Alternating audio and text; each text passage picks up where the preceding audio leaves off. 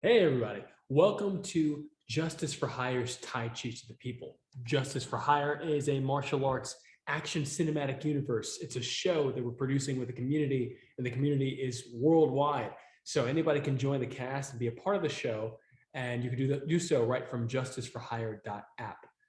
Tai Chi is a martial art. It is well known for its health benefits, and it's something that we offer to the community every week, Tuesdays at 8 p.m. Eastern, 5 p.m. Pacific. Anybody, whether you're a part of the community or not, part of the cast or not, you can join, and the training is free and it's open. And normally we dedicate our training every week to a cause. So if you appreciate this training, please go and donate to @NoKidHungry or nokidhungry.org. And they do wonderful work, and we love sending any donations there. So you should donate directly to them. You don't need to come through us, and you can find them at @NoKidsHungry on Instagram, or again, nokidhungry.org. So today I was going to continue the previous sessions doing a new exercise from the 12 yin set of Neigong every week. Neigong is like weightlifting for intention. It is 1/3 of the Tai Chi system, and it is isolating breath work and visualization and body mechanics for specific exercises. So highly isolated repetitive movements that build a lot of strength, sensitivity, work on visualization, and a whole bunch of other stuff like that. But this week I'm giving a special Tai Chi sparring class in North Hollywood, California. And that's going to be at the Shaolin American Self-Defense Academy. So there will not be many Tai Chi people there. This is going to be, for martial artists, like very well trained fighters, etc. And we're going to do a lot of sports Tai Chi push hands. And I was the former captain and coach.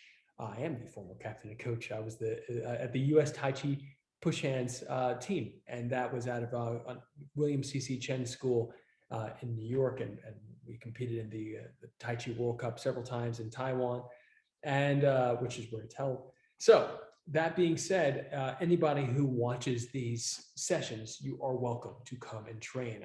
Let me know if you're going to come. I'd love to know you before you arrive at 7 p.m. training on Thursday Pacific time.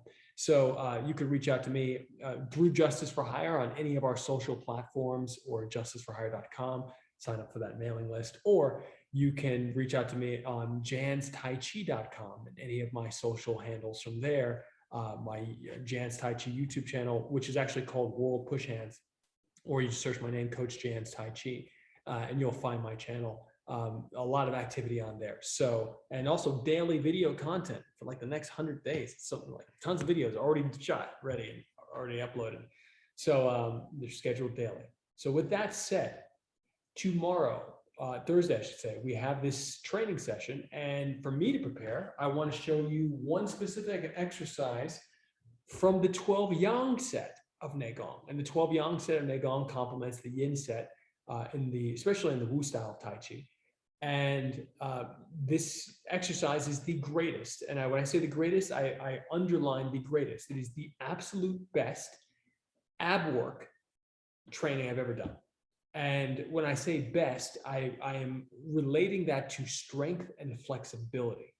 So like you could do ab work that gives you, specific definition. I remember I worked so much on my abs, and I, supercut and doing all that. And you can do that diet, which you should have a great diet, and achieve a look, but the look means nothing compared to the actual strength.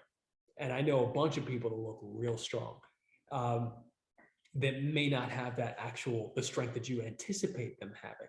And so it's really important to be able to look at somebody's body and gauge their strength just by your own sensitivity. It's a very, very important skill. And it's a skill that we talk about a lot on the US Tai Chi Push Hands team. So this exercise, which is called Sleeping Tiger Rolls Over, we're going to get to it right now.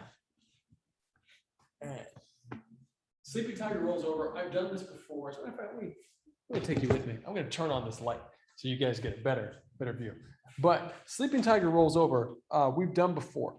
And it's a great exercise. And we've done it, but never with this type of detail that we're going to do right now. So without further ado, you're going to stand in the Wu style Tai Chi's A-frame. And the A-frame, right here, 1 foot, feet shoulder length width apart, meaning that notice that my 1 foot is aligned with this shoulder, this other foot is aligned with this shoulder.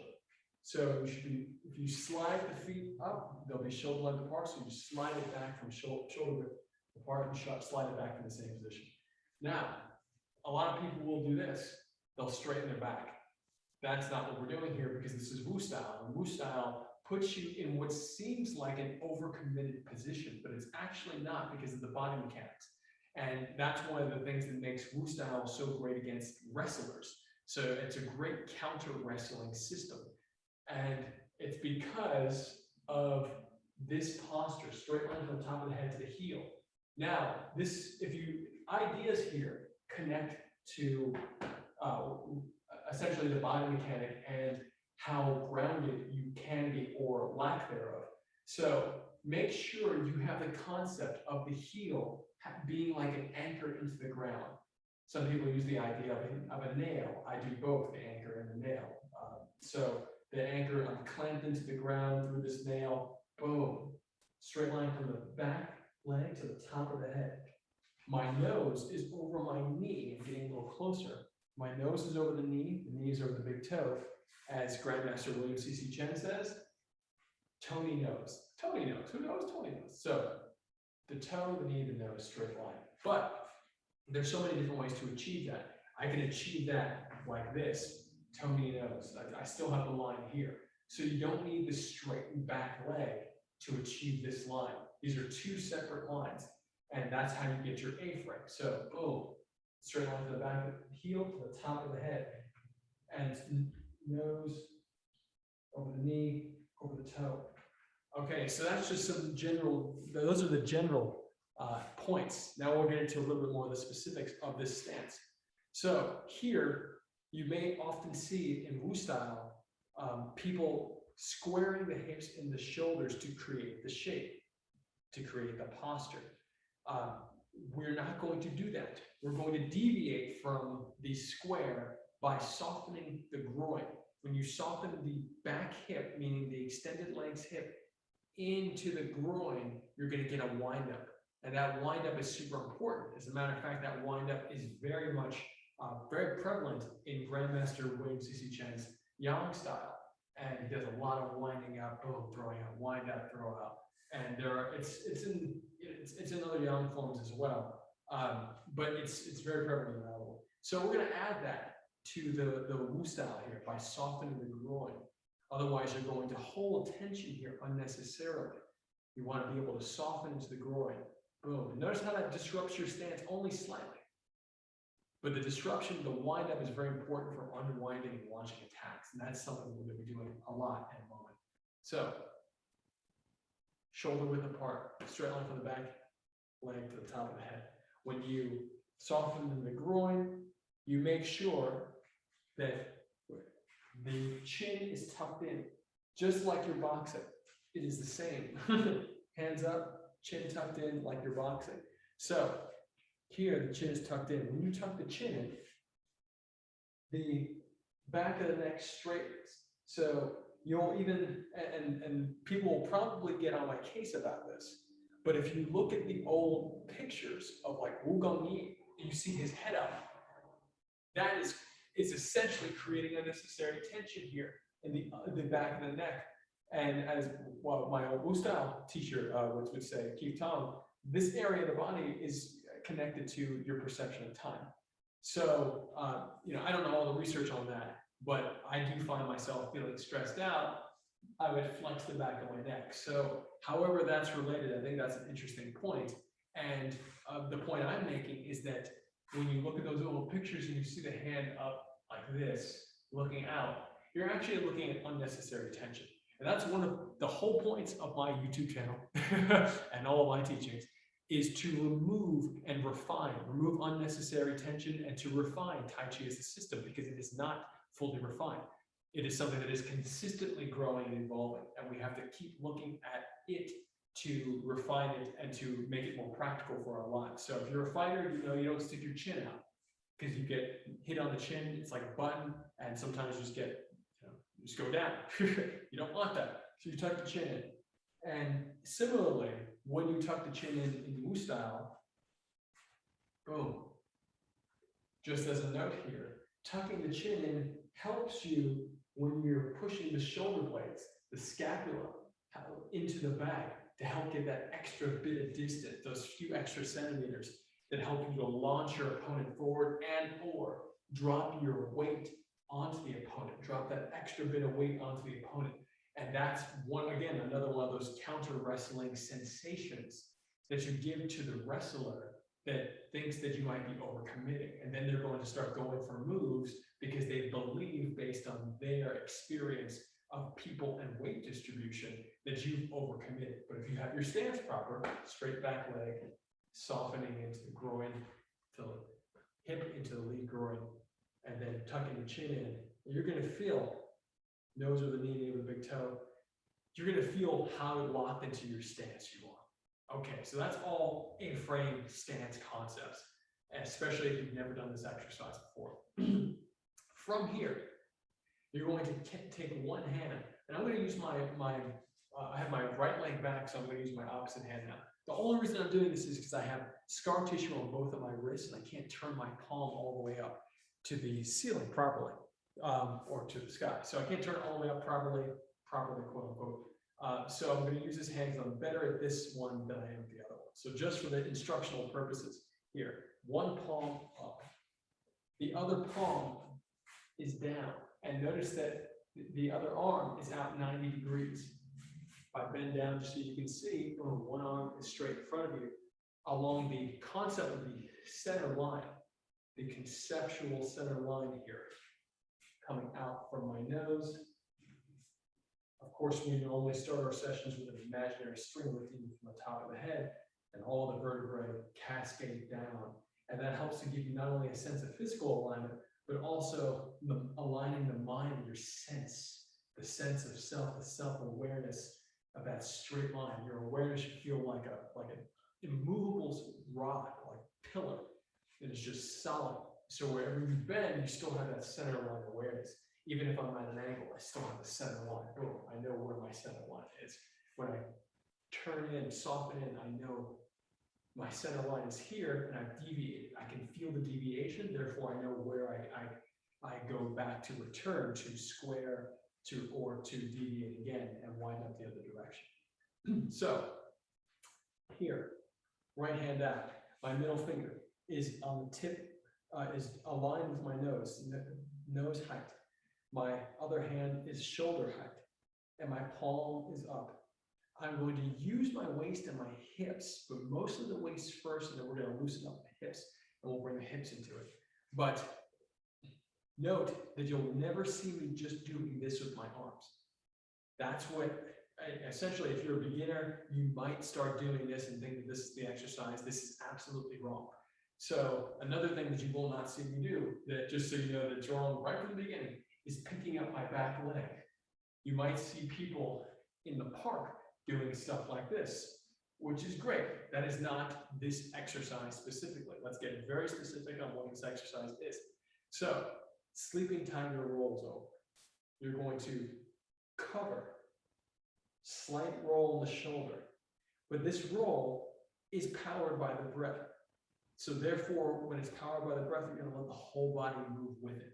So notice that I'm already moving my waist here. There's a slight roll in the shoulder, but it's powered by the breath, and the breath is powering the waist too. One, cover, and the other hand, which comes down and in and up. Boom. So now the other palm is up. Again, I have scar tissue on my hand, so this palm should actually be facing up, but I can't do that from just birth. But this hand, other one, the right hand now, is facing down. So we alternate, and we'll do it again. Cover. When one covers, the other one just comes down and up. Boom. Cover, down, and up. Cover, down, and up. If you've heard of the concept of the yin hand and the yang hand, the soft hand and the hard hand, The yin being the soft, the yang being the hard. And hard being with quotations around it, because you're not actually flexing the hand, but there's more emphasis on, boom, this hand, the right hand. And then as this hand passes the hip area, this one enters the hip area, the concept of the yin and yang change. Boom, energizing up, the other hand essentially is thrown out. Boom. So whatever the pressure is, once you pass here, boom, it's out. You've gotten the pressure out. The other pressure, you're scooping up, boom, scooping up. And you're just gonna keep rolling here.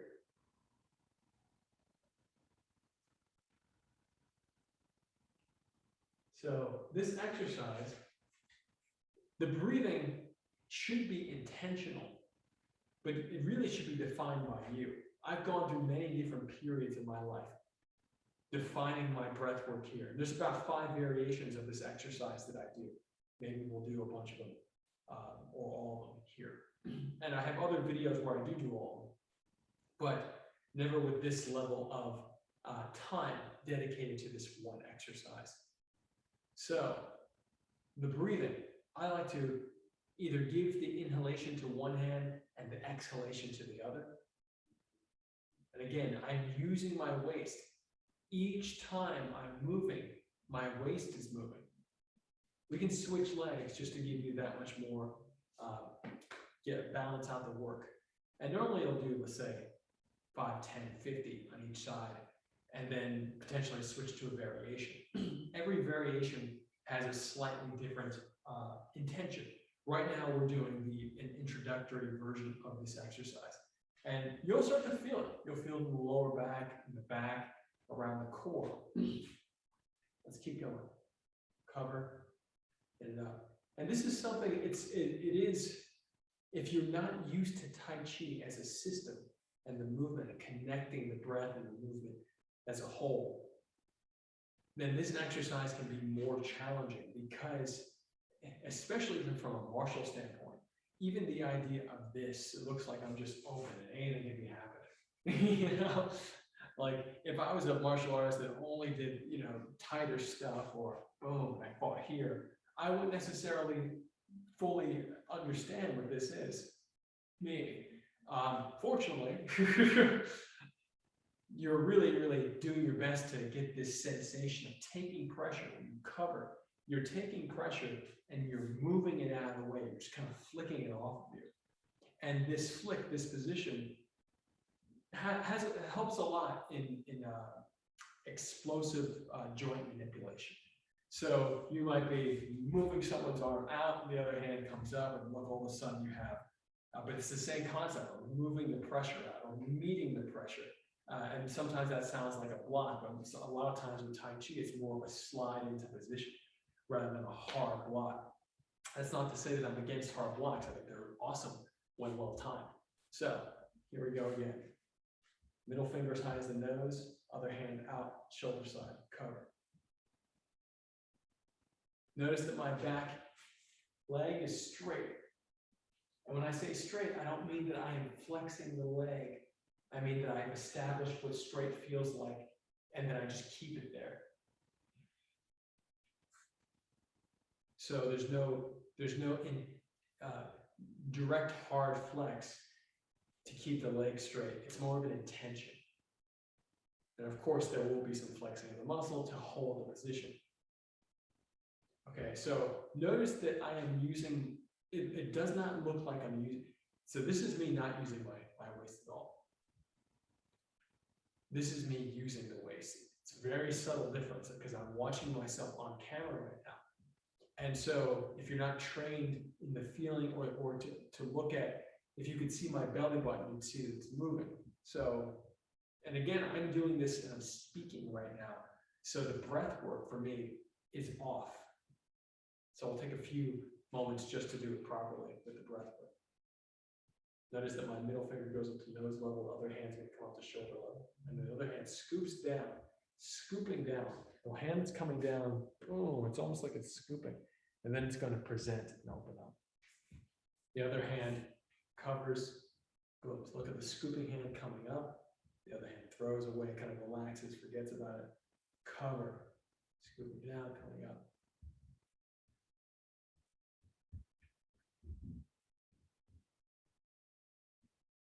Now, I wouldn't give too much emphasis to the scooping hand. I don't want you to get thrown off here because you don't need to do too much here.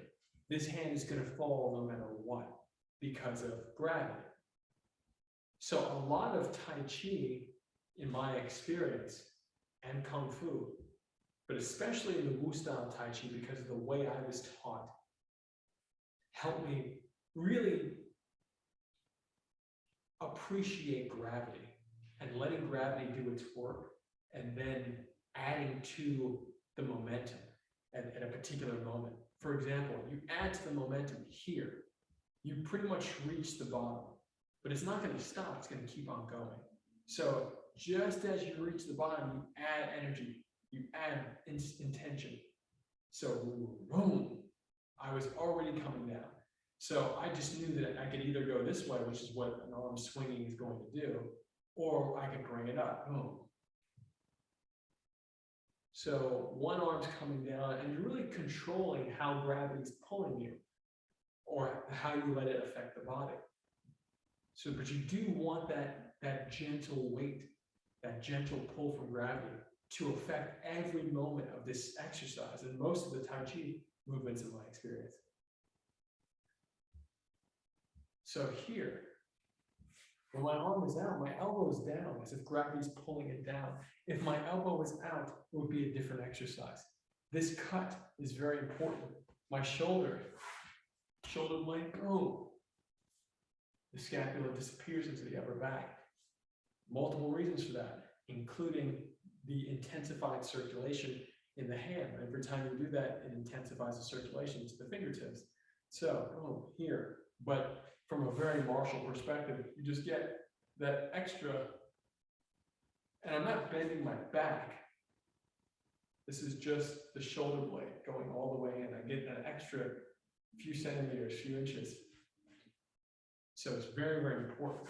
Pushing, boom, to push all the way through. Really, really important, rather than here and stop yourself. Lots of power gets left behind by most people. Most people I've met do not do this. Even if they do Tai Chi, if they do train Tai Chi, they may not have that complete emphasis on letting the shoulder blades disappear. So it's a very, very important emphasis. Let's get back to the exercise and back to the emphasis on the waist. And now we're going to start to add in the hips. So first the waist again. While my left leg is forward. Inhaling up, exhaling down.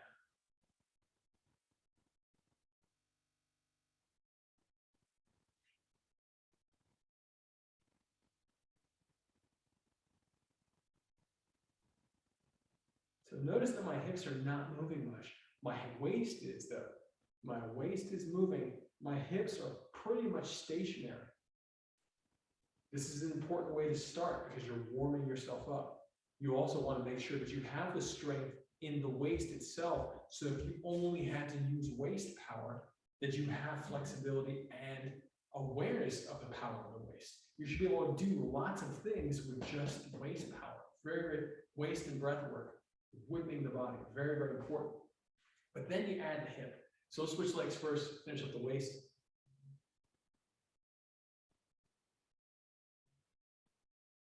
Notice the line that I'm cutting here.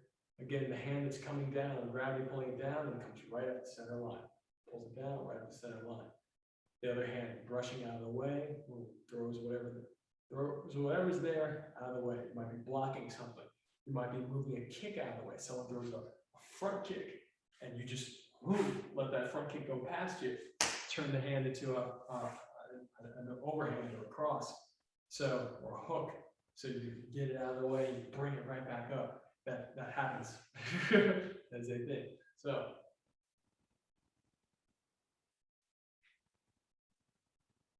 five more each side.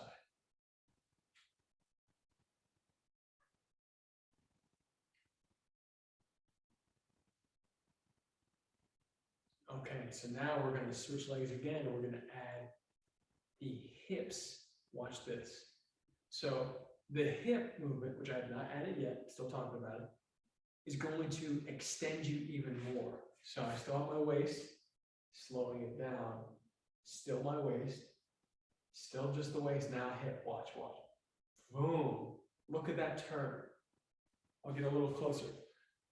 Boom, 1, boom, 2. Look at the turn. And notice, this is something that I talk about often, which is called reaching through the curve. The reach, you're actually extending through the hip and through the shoulder, but you're maintaining all the way through the fingertips, but you're maintaining the curve, this natural, very soft curve in the arm. So you have, even if you were doing your full punch, imagine you were doing a full punch. And let's say we're thinking about it as a vertical punch, whether it's a sun punch or with your index and middle finger knuckles. But boom, sun punch here, but I'm not straightening the arm. So you're never straightening and locking the arm.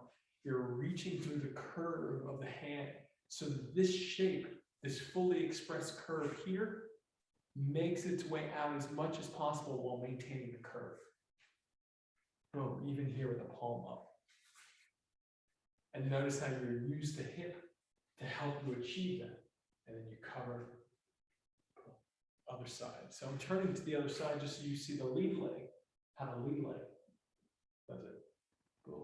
Lead leg. Boom. Here. This is very, very important, especially when you're doing push hands and you're dropping weight on somebody. To be able to turn and drop your weight. To slice your weight into them. To drop your weight into their hips, especially through a limb. Again, the Brazilian Jiu-Jitsu concept of placing your body weight on someone's point on their body. Let's say you have side control and you're dropping your ribs into their chest or onto their sternum, etc. So like you're dropping, the idea and the intention is to drop the weight like an arrow straight down through the opponent into the ground, almost pinning them by nature of the weight. So, you same concept here. Reaching all the way through, and boom, dropping down. You should be able to extend all the way and drop your weight at any point of your arm or body into the opponent. Boom, boom, boom. So, really important. But this flexibility is that you get through this exercise is key for that. So, we're still doing the same exercise. We're reaching through. And notice, look at my hips now. If you rewind back, you'll see that before I was just like this. I was using the waist, and this can easily be confused with just using the arms, which is wrong. Let's call it out as wrong. So this is the waist, and now this is the hips. And it's very, very subtle hip movement, but it's there. And it's very powerful. You being able to differentiate between waist power and hip power is one of the most important components of strength in Tai Chi practice, in my experience. Switch legs. Now, we've been over in this position for a while. That's okay. Again, I'm doing this as we're talking right now, or as we're going through this right now, without the type of breathwork focus that actually is required to optimize this movement. So I want to be silent for a moment and really focus on the hip and the breathwork and where the color visualization is coming from. Color visualization, if you've never trained with me before, means that you're inhaling the breath and giving the sensation of breathing a color, meaning that you're keeping your eyes open while visualizing, almost like you're drawing a map with your eyes open on your body, the color in the belly. When you exhale, you push that color through the limbs, especially the middle finger of each hand. As even more emphasis on the hand that you want the majority of your attention to go. For example, my yang hand, the hand that's in front, pushing the visualization through there. So, inhale, drawing it back in through the hands, exhaling through the yang hand especially. Or if I'm doing the like I said, there's many different variations of the movement and of the breath work. If I'm giving one inhalation and one exhalation, then I'll be inhaling through the yang hand on one side and exhaling through the yang hand on the other side. And this is one of those moments that really starts to connect to the concept of reverse breathing Tai Chi. Because there are forms, Wu style in particular, in my experience, where the majority of the emphasis on the breath work was very traditional, pushing the breath out on when you exert. So in other words, you're pressing, push the breath out when you press, versus inhaling as you push out to inflate. So those are two different concepts, and the use of language is so important.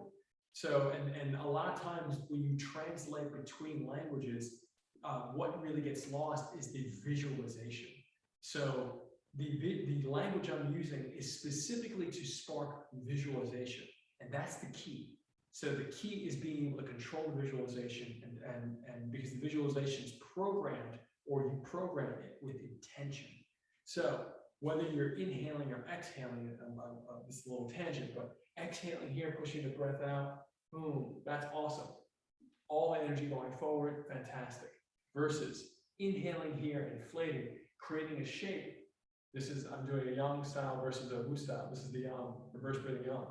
Inhaling, creating a shape that creates a structure that's so strong that anything that's in front of it gets pushed out of the way. That is another way to do it. So those are two different approaches to getting to pushing someone away, pushing them with the brush knee here or the brush knee here with the inflation. Two completely different breathing mechanics and body mechanics to get the result of moving an opponent. Very, very important to be able to bridge those two ideas together into one exercise without losing the value of these separate styles, because each style has its own value. So this is one of those rare moments that I find where you find the bridge. So you can exhale on one, inhale on the other. When you inhale, really feel that breath pulling you out.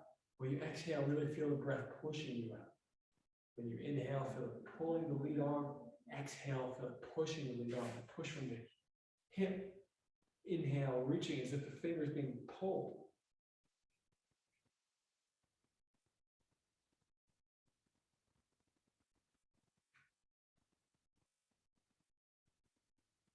And switch legs. Remember, anytime you look down, you should see your feet as if they're standing on two parallel bars.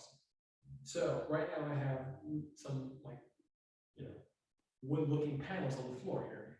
So I stand on each panel and I really make sure that, okay, great, I'm shoulder width apart, first and foremost, very important. And then I start to go into it.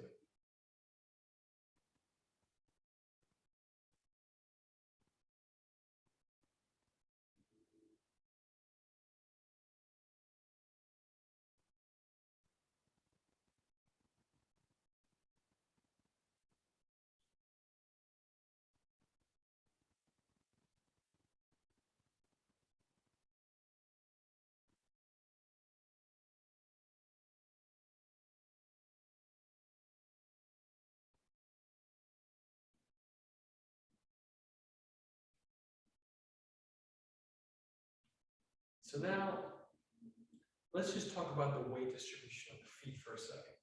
And given the time, we're probably not going to go into too many variations of this. But for the feet, we're going to turn this down a little bit. For the feet, you always want to imagine 3 nails. It's called the 3 nails concept. So we're going to get into this. This is, again, from William C.C. Chen. And if growing up in the martial arts world, I always knew that William C.C. Chen trained some of the best fighters in the Tai Chi world. So heel, ball of the foot, big toe. 3 nails. Heel, ball of the foot, big toe. So when you're here in this position, we're going to get a little bit more specific about scooping up. And again, I've tilted the camera down just so you can kind of see how the feet move. So the feet are going to stay flat, both of them on the ground. But the weight distribution will shift. I'm being overt with my knee here. You're not going to do this. But the intention with me doing this little motion is to say that, hey, there's going to be times where the weight is more emphasized on your heel, and then other times where it's more emphasized on the ball of foot and big toe. And that's going to have to do with how you're shifting the hips. So that's all three nails are always touching. All three nails are always touching. But you're going to feel it. So let's just start again and I'll talk through it. Hand out, middle finger as high as the nose, other arm out, shoulder height, palm facing down, palm up here. Inhale. So I just went, rewinding for a second. I just went from the emphasis of my front leg, my front arm is forward. The majority of my emphasis here is starting out on my heels. There's a reason for that. Heels are the passive position, meaning that when you have your weight on your heels, you're going to be more passive. I've said this in many videos. When you have the weight on the balls of your feet, you are more aggressive. This is a primal body language, meaning that from a primal standpoint, when you shift your weight in public versus heels to the balls of the feet, you're going to feel a shift in other people. They will notice it on a primal level. This always happens. This is part of controlling a room. This is part of how you can walk into a space and control the reaction of others. Very important, because they're more than likely not consciously aware. But when you're consciously aware of things that people are unconsciously aware of, you can use those things to consciously influence them. It's a very important part of strategy, and it's a very important part of the mental game of push hands, is being able to program your opponent to do the things that you want, and or read your opponent to be able to get the results that you want out of their movement. So here we are. I'm starting here, weight mostly on my heel, even though it's ball of the foot and big toe down my lead leg. As I scoop down, I'm collapsing into the hips, and then I can feel the ball of foot, big toe. Inhaling up. Exhale. I still feel the ball of foot, big toe, but I can feel it shifting more to the hip, more to the heel. And then as I come up, to make sure that I don't lose my footing, I press my big toe into the ground here. If I didn't press my big toe into the ground and I just emphasize the heel on my lead foot, again, my feet don't look like they're moving, they're flat. But here, if I don't do that, then if I don't push the big toe down, then I can feel a slight disconnection in the foot. And that slight disconnection leads me over my own hip. So it's a really subtle, really important thing to be aware of, that when you do this movement, my lead hand, I'm pressing the big toe into the ground. And then, check this out. Actually, very excited about this. This meaning that here, if I'm throwing a hook, boom, long hook, long hook, long hook, rather than a short hook, throwing a long hook, I'm still doing the same thing. Obviously, I've changed my body mechanics to be more like a boxer. Boom, I'm pressing my big toe into the ground here to keep the connection. If I don't do that, I might be swinging myself more on my heel because I'm aware of the heel. Or I could be overcommitting to here if I wasn't aware of the heel. So that's just a note here, but that applies to so many Tai Chi movements.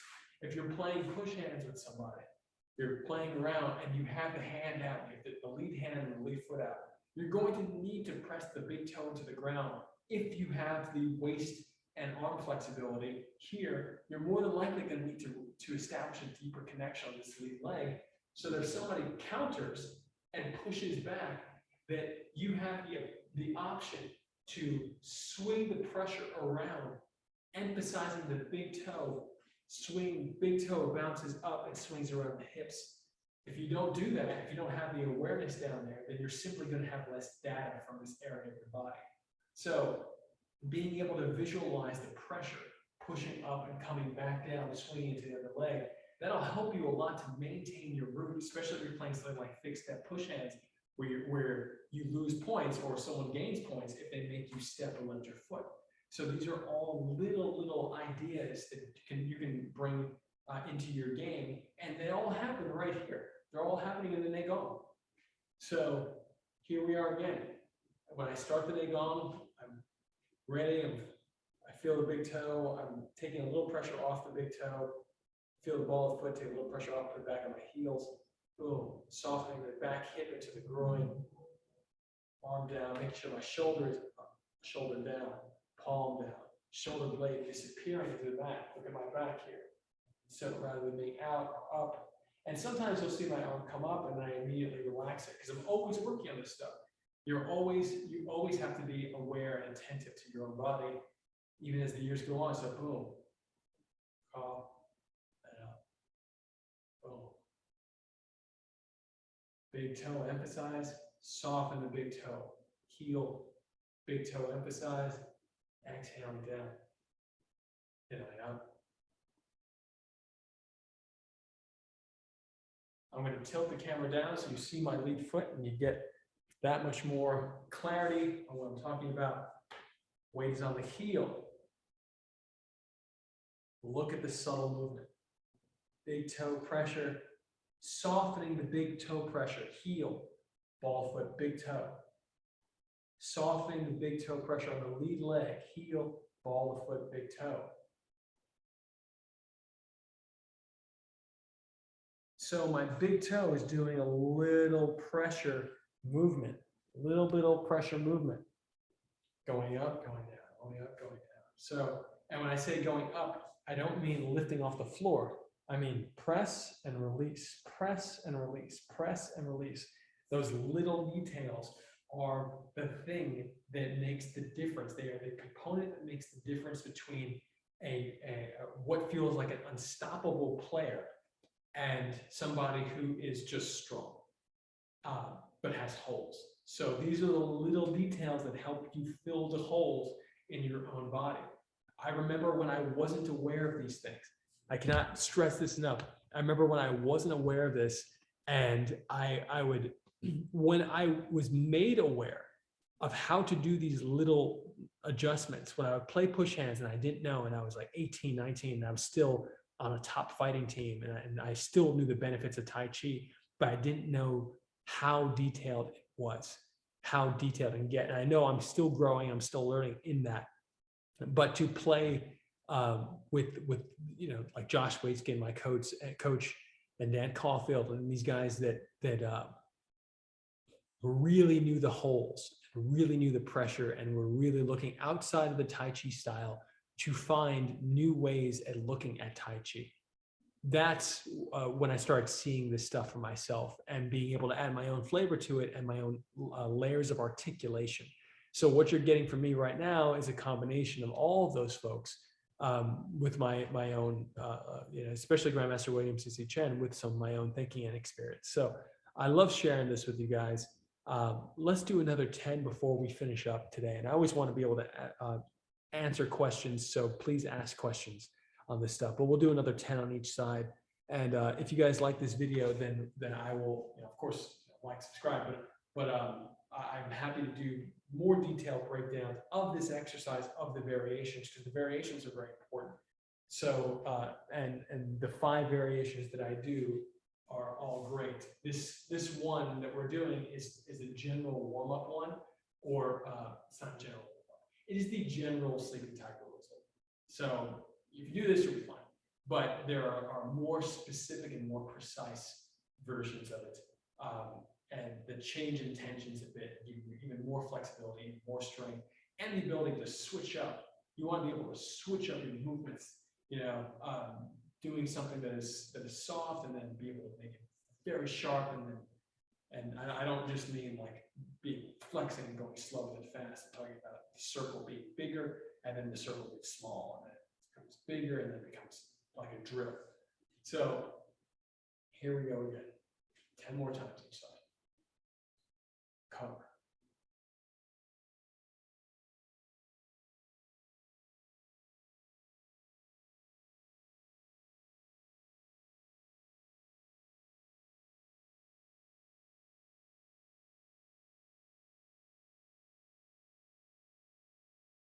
Show it from the side, we'll work for the next 5.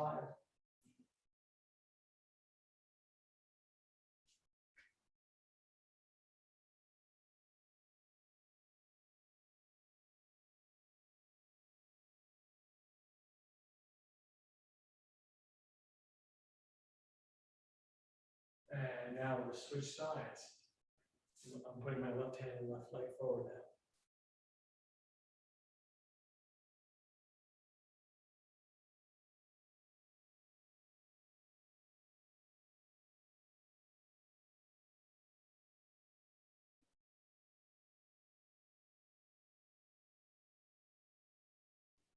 Side.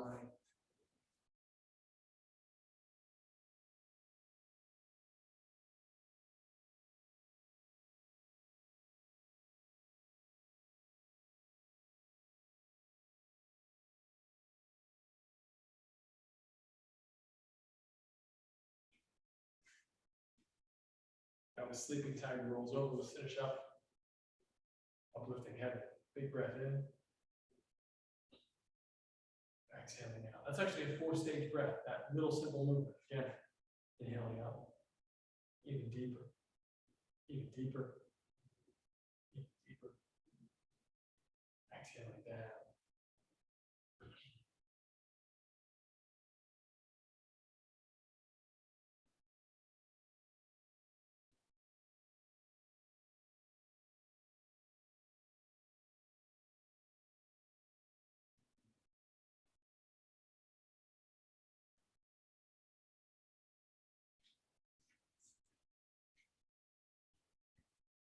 Do a few more stretches. Inhaling up, reach across. One hand, index finger, thumb, pinky, spin. Same thing on the bottom, spin. One hand. Turning opposite directions. My bottom hand's flipping out to present. Other hand's flipping in to turn. Exhale. Inhaling up.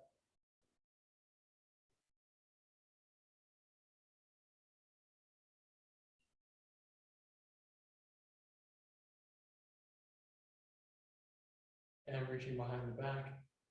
One hand is going to reach down and snake to the toes, as if you're trying to reach the toes, or even stick your hand in your own pocket like me going in my own pocket. So that's one hand going to do. The other hand is still going to spin outward. Exhale, inhaling. Big breath. Exhale. Inhaling. Exhale.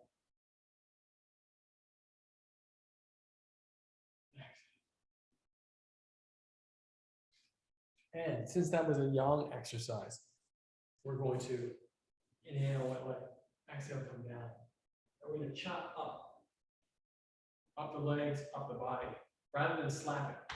That's slapping, we're going to chop at the blade of the hands, whether it's the outside blade or the inside blade. Chop it up, chop up the arms, the soft part, chop down the hard part. Chop up the soft part, chopping, not slapping. Slap on the yin set, chop on the yang set. And then you're going to take hollow fist, very gentle, and you're going to swing them over your shoulders and bang just behind the shoulders.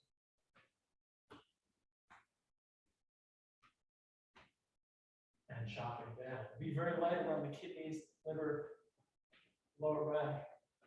Chopping down. Inhaling up. Exhaling down. Two more. Just the fingertips. Exhaling down. Shift the weight to the heels as well. Get really passive here. If you find yourself, your feet on the balls of your weight on the balls of your feet, shift back to the heels. Drop the tailbone down and stay there. There is an exercise where you do shift and come back and shift and come back. That's not this one. This one, we're going to stay on the heels and stay very passive.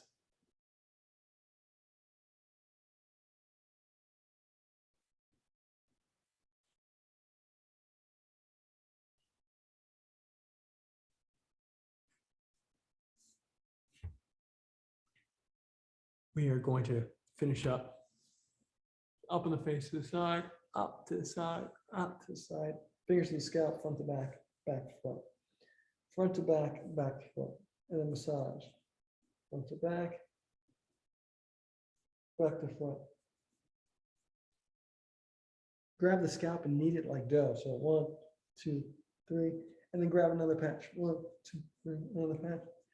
2, 3, little contraction. And then reverse it. Notice that my hands are really doing my best, not only to move the skin, but to move, not just the muscle, but my intention is going even deeper into the bones that make up the skull. You really want to make sure that you have the intent to stretch that bone structure. You want, because it stretches every time you speak, very subtly. So you want to really stretch the whole structure. Visualize it while you do it. You're not just moving the skin, you're moving the muscles and the bone. The whole thing. And then 4 fingers at the top of the forehead, massage. 1, 2, 3, 4, and then reverse it. And temples, and reverse it. Under the eyes, and reverse it. Heart. Switch. Top and bottom. Switch. Sides. 1, 2, 3. Under the gums on the other side. Tongue. Reverse it. It's like the fingers, thumbs, and press and hold. 1, 2, 3, and tap around. 1, 2, 3. Top and bottom of the fingers, sides. Always massage after Tai Chi. Top and bottom massaging, sides. The fingers should fall into the natural groove of the receiving. So look, I squeeze. Notice how if I squeeze up here, my fingers still slide down a little bit to a natural groove. So you want to find those little natural grooves. Let your fingers slide into them. That's where you'll feel the pressure points most readily. And over time, you can get faster the way you're doing it fairly fast. And they sell little things in Chinatown and places like that to kind of roll on your finger and massage. I don't recommend those things because it takes away from the sensitivity, you know, for you to be able to do this for yourself and to be able to do it for others. So press and hold and drill, then tap. So the hands, feet, tongue, ears are maps of the body. And we're massaging the pressure points that correspond with various organs after we've trained. Helps the circulation in those areas. This is traditional Chinese medicine.